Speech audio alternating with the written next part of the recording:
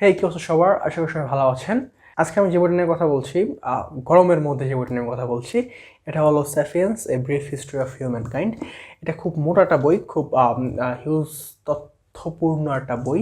মানব বিবর্তন, মানব জাতির ইতিহাস, সব কিছু নিয়ে এই বইটা মূলত 4টা ভাগে ভাগ করা। আমি আজকে একটা ভাগ নিয়ে কথা বলবো বিকজ অফ একটা ভালো বই, একটা ভালো বইয়ের লক্ষণগুলো যেটা থাকে, এটা সবগুলো লক্ষণ এই বইটার মধ্যে আছে। প্রথমত এই বইটা আপনাকে এরকম কিছু তথ্য আপনাকে দিবে বা ধারণা দিবে, যেইটা জানার পর মনে হবে যে আমি এতদিন পর্যন্ত ভুল কোনো একটা জিনিস আসলে জেনে আসছিলাম। কী সেই ভুলটা, এটা আমি নিয়ে বলবো।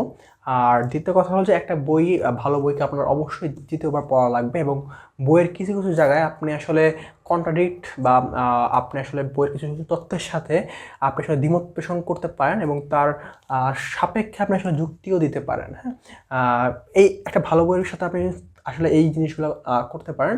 এবং একটা ভালো বই অবশ্যই আপনার 2বার পড়া লাগবে, এবং প্রথমবার দ্বিতীয়বার যখন আপনি পড়বেন, দ্বিতীয়বার পড়ার সময় আপনার এই বইটার তথ্যগুলোকে আরও ভালোভাবে জানতে হলে আপনার আরও অনেকগুলো বই আসলে সাহায্য নেওয়া লাগতে পারে। তো ঠিক তেমন একটা ভালো বই স্যাপিয়েন্স, যেটা সম্পর্কে আপনাকে প্রথমেই বলেছিলাম। এবং আমার মতে যে এই বইটা আসলে সবার পড়া উচিত। হ্যাঁ, কারণ হচ্ছে আমরা আমাদের যে ইতিহাসটা, এই ইতিহাসটা সম্পর্কে আমাদের সামান্য হলেও ধারণা রাখা উচিত। এবং এত মিস ইনফরমেশন আসলে আছে বা আমাদের সম্পর্কে, হ্যাঁ, আমাদের বিবর্তন সম্পর্কে, আমাদের হয়তো শুরু থেকে শেষ পর্যন্ত আমাদের যেই ধারণা এটা সম্পর্কে। সো এই বইটা পড়াটা আমার মনে হয় যে উচিত। এবং এই বই যে লেখক ইউভাল নোয়া হারারি, উনি অক্সফোর্ড বিশ্ববিদ্যালয় থেকে ইতিহাস নিয়ে পিএইচডি করেছেন, এবং বর্তমানে উনি জেরুজালেমের হিব্রু বিশ্ববিদ্যালয়ে ইতিহাস বিভাগে কর্মরত আছেন। তো এটা আরও অনেকগুলো ভাষায় প্রকাশিত হয়েছে। এটার ইংরেজিটাও আমার কাছে আছে, ইংরেজি অনুবাদটা। আই থিঙ্ক এটা ইংরেজিতে মনে হয় লেখা হয়েছিল, অথবা হিব্রুতে লেখা হয়েছিল, ইংরেজিতে কনভার্ট করা হয়েছে। আর এটা বাংলা অনুবাদটা প্রকাশিত হয়েছে আমার হাতে যেটা আছে, এটা হলো ইউনিভার্সিটি প্রেস লিমিটেড থেকে। অনুবাদক হলো ফয়েজ আহমেদ এবং প্রত্যাশা প্রাচুর্য। ওকে, আমরা মূল টপিকে যাব যে আসলে ভুলটা কি। এই যে এই পাশে আপনারা একটা ছবি দেখতে পারবেন, যে এখানে দেখানো হচ্ছে যে মানুষরা নাকি বানর থেকে বিবর্তিত হয়েছে। অনেকে বলে যে মানুষরা নাকি শিম্পাঞ্জি থেকে বিবর্তিত হয়েছে। তা কোনটা সত্যি? এই দোনোটাই ভুল। আমরা বানর বা শিম্পাঞ্জি থেকে বিবর্তিত হইনি। তো আমরা কিসের থেকে হয়েছি? প্রথমত, আগে আমরা এই প্রাণীর একটা গ্রেট অ্যাপ ফ্যামিলির অন্তর্ভুক্ত ছিলাম। এপিপি না, কিন্তু এপিই, একটা গ্রেট অ্যাপ ফ্যামিলি আমরা অন্তর্ভুক্ত ছিলাম। তো ওই গ্রেট অ্যাপ ফ্যামিলির মধ্যে একটা অ্যাপ ছিল, যার 2টা মেয়ে ছিল। একটা মেয়ের প্রজন্মরা হলো শিম্পাঞ্জি, এবং আরেকটা মেয়ের উত্তরসূরিরা হলাম আমরা। তাও কিন্তু হোমোসেপিয়েন্স না, আমাদের আগেও কিছু মানুষ এই পৃথিবীতে ছিল, আমাদের বিবর্তিত হওয়ার আগেও তারা। হ্যাঁ, এবং সেক্ষেত্রে আসলে আমরা বলতে পারি যে শিম্পাঞ্জি এবং আমরা একই পরিবারের অন্তর্ভুক্ত বা একই ফ্যামিলিতে কোনো এক সময় ছিলাম। হ্যাঁ, এবং ধারণা করা হয় যে শিম্পাঞ্জির নাকি 18% জিনের সাথে আমাদের বর্তমান জিনের মিল রয়েছে। এই নানা ব্যাপার সম্পর্কে যদি আমি দিই, খুব রিসেন্ট একটা পেপার হয়তো পাবলিশ হয়েছে, নোবেল প্রাইজ পেয়েছিল আই থিঙ্ক গত বছর বা তার আগে, যে আমাদের মানব বিবর্তন নিয়ে। হ্যাঁ, তো আমাদের প্রথম যে ভুলটা, যে মানুষ নাকি বানর থেকে এসেছে, না, আমাদের আসার আগেও যারা ছিল তাদের মধ্যে, এটা বলার আগে আমি আরেকটা জিনিস একটু ক্লিয়ার করে নিই, যাতে আপনাদের বুঝতে সুবিধা হয়। আপনারা যারা জীববিজ্ঞান পড়ে এসেছেন, যারা ইন্টার বা এসএসসিতে জীববিজ্ঞান পড়েছেন, তারা জানবেন যে একটা বৈজ্ঞানিক নাম, কোনো প্রাণীর বৈজ্ঞানিক নামকরণের ক্ষেত্রে 2টা জিনিস ফ্যাক্ট করে, একটা হলো গণের নাম আর একটা হলো প্রজাতির নাম। তো প্রথম যেটা থাকে এটা হলো গণের নাম, এবং পরেরটা হলো প্রজাতির নাম। যেরকম হোমোসেপিয়েন্স, আমরা নাম কি? আমরা নাম হোমোসেপিয়েন্স। হ্যাঁ, তো এখানে হোমোসেপিয়েন্সের মধ্যে হোমো হলো একটা গণের নাম, এবং সেপিয়েন্স হলো একটা প্রজাতি। সেপিয়েন্সের অর্থ হলো যে বুদ্ধিমান। হ্যাঁ, তো এক্ষেত্রে আমাদের গণেরও আরও অনেক মানুষ ছিল, যেরকম homo Neanderthal, homo Denisova, homo erectus, এরকম আরও অনেক মানুষ ছিল। হ্যাঁ, আমি যদি আরেকটা উদাহরণ দিই, যেরকম মনে করেন যে ঘোড়া এবং গাধা। হ্যাঁ, ঘোড়া এবং গাধা হলো একই গণের অন্তর্ভুক্ত, এখন ঘোড়া এবং গাধার মধ্যে যদি আমরা হাইব্রিডাইজেশন করাই, সংকরণ করাই বা যদি যৌন সম্পর্ক স্থাপন করাই, সেক্ষেত্রে এদের থেকে খচ্চর উৎপাদন হয়, যেটা আসলে আবার ভিন্ন একটা প্রজাতি। হ্যাঁ, তো একই গণের মধ্যে সংকরায়নের ফলে বা হাইব্রিডাইজেশনের ফলে অথবা যৌন সম্পর্ক স্থাপন করলে আরেকটা প্রজাতিও কিন্তু জন্ম নিতে পারে।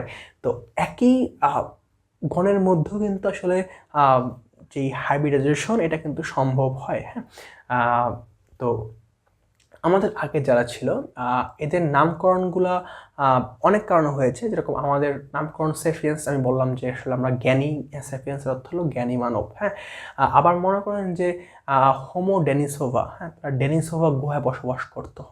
হোমো নিয়ান্ডারথাল, তারা নিয়ান্ডারথাল এরকমই একটা গুহায় তারা বসবাস করতো।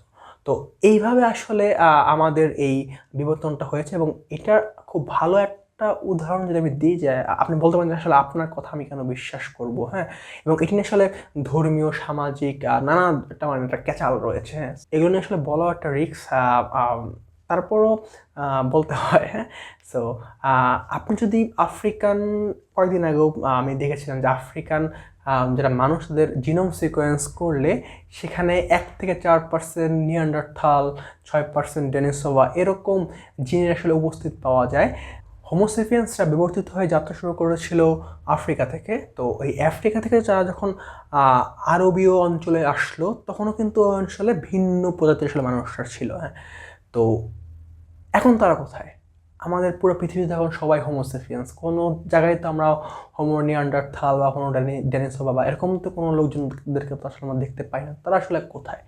এখানে দুটা তত্ত্ব রয়েছে, একটা হলো আন্তঃপ্রজনন আর একটা হলো প্রতিস্থাপন।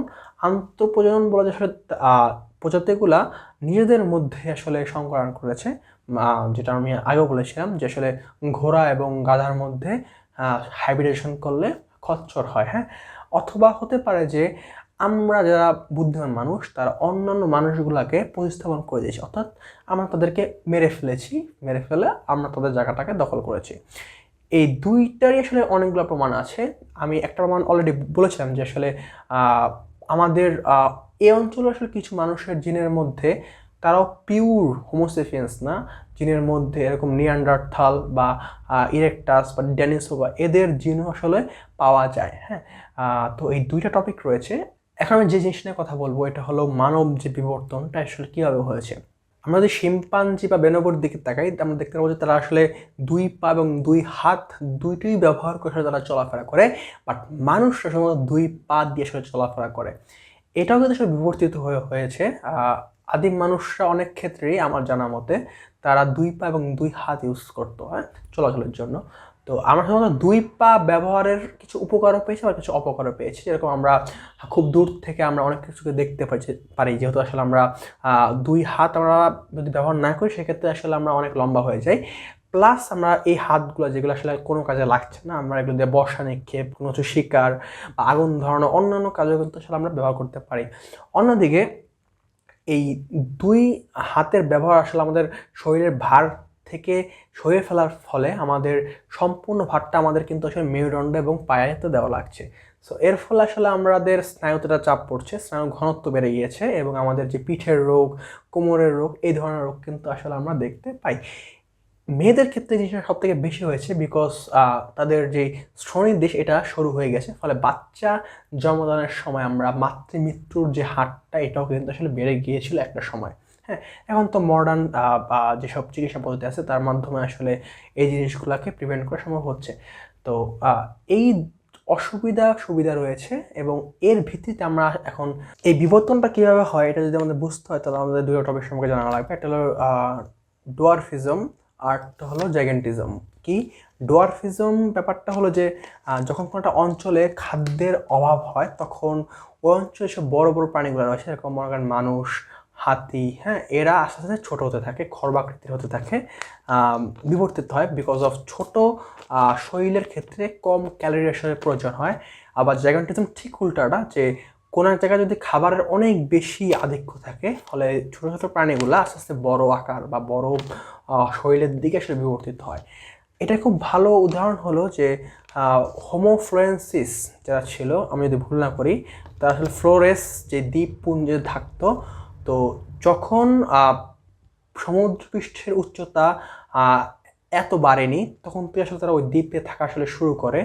ফলে কি হয়, যে মূল যে ভূমিটা ওটার সাথে আসলে দ্বীপে একটা সংযোগ ছিল, হ্যাঁ। কিন্তু যখন আস্তে আস্তে সমুদ্র পৃষ্ঠের উচ্চতা বাড়তে থাকলো, চারিদিকে যখন জল চলে আসে, তখন ওই মানুষগুলা তারা ওই দ্বীপটার মধ্যে আসলে আটকিয়ে পড়লো।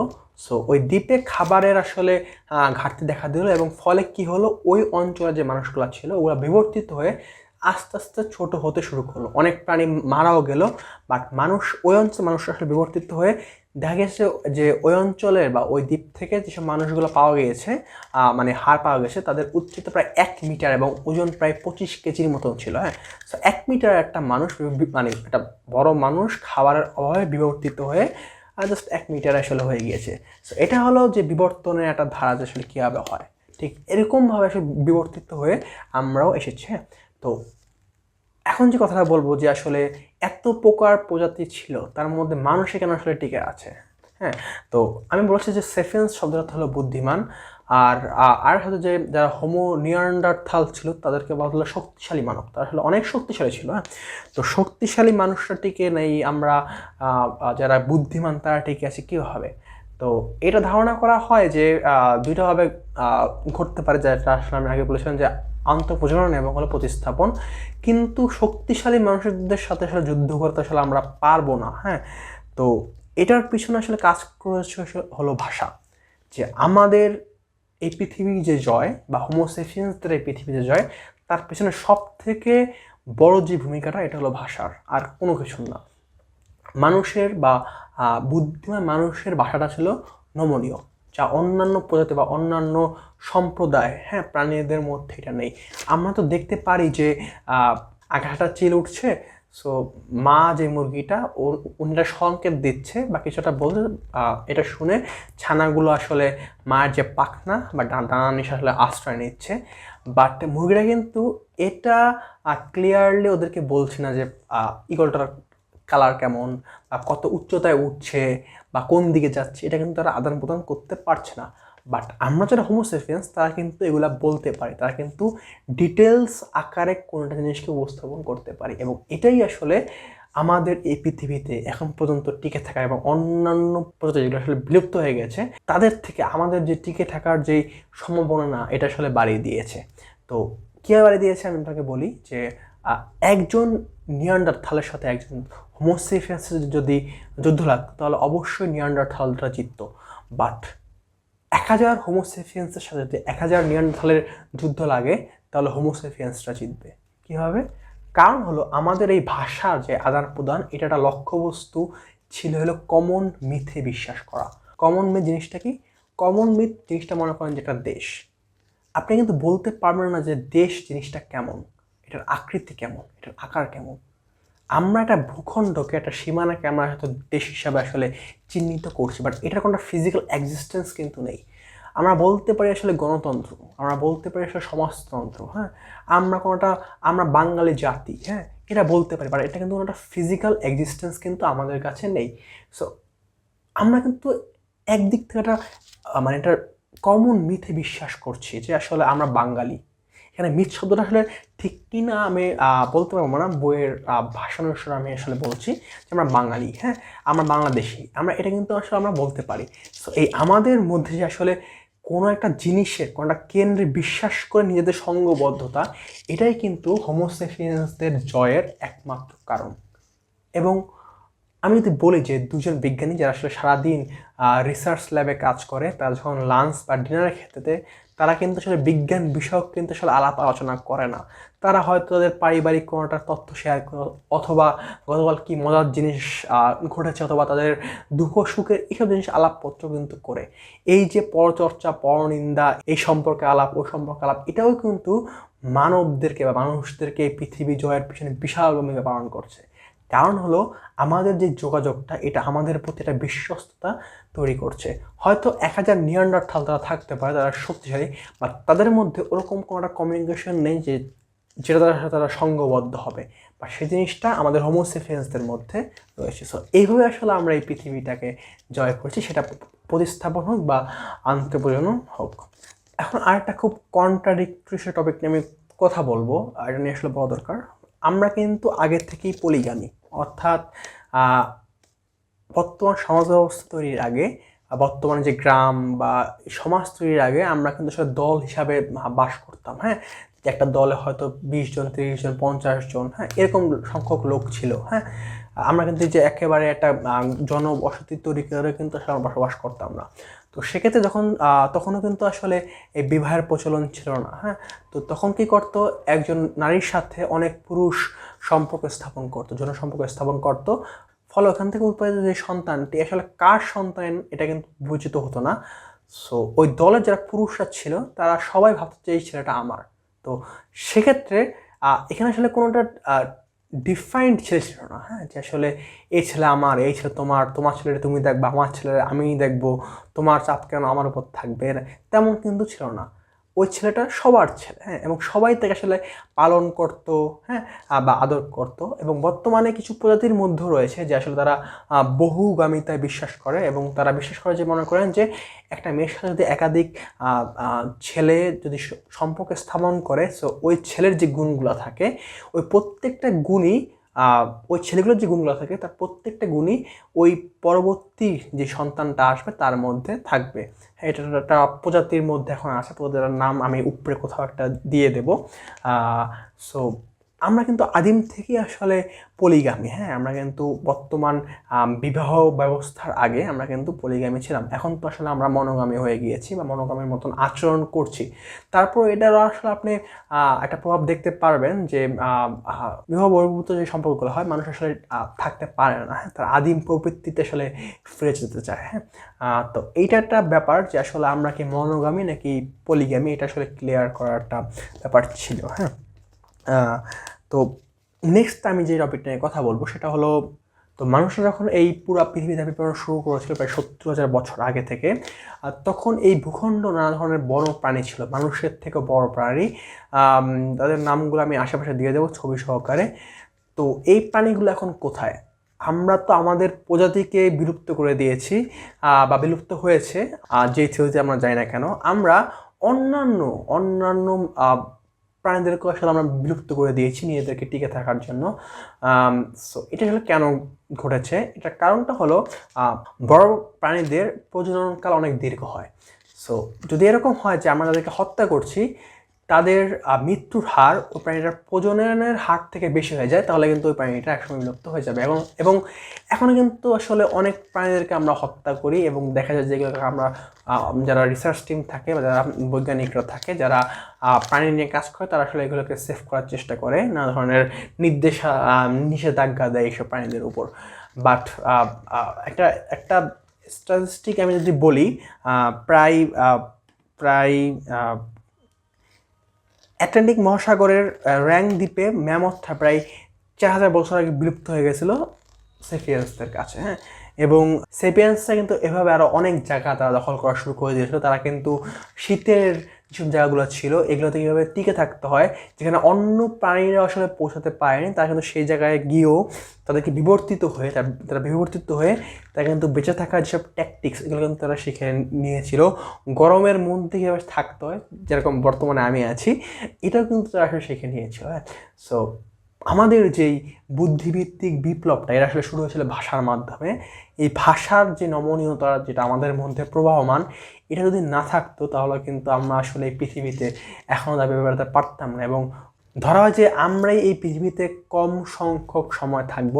আমাদের যারা অন্যান্য প্রজাতিরা ছিল, হোমো নিয়ান্ডারথাল আর ডেনিসোভা, তারা প্রায় 2, 3, 4, 5, 7 লক্ষ 10 লক্ষ বছর এরকম অনেক মানুষরাই পৃথিবীতে ছিল, বাট আমরাই মনে হয় সব থেকে কম এই পৃথিবীতে থাকবো।